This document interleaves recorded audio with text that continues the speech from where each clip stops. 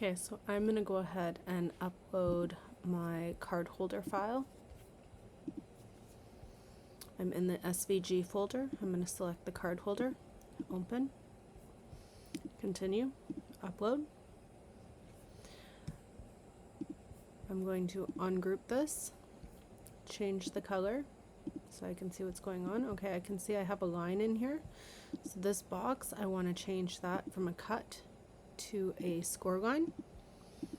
I'm then going to attach it because I want it to stay together when it goes to the cutting file. I'm going to adjust this because my sheet of faux leather is not 27 centimeters long. It's only 25.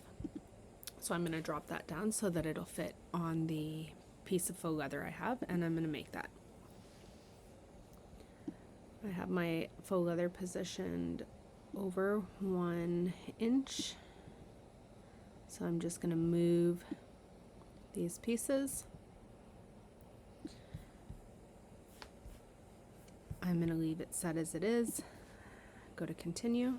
I'm going to select faux leather. I'm going to edit the tools. I don't have a scoring wheel. I have a scoring stylus. Apply.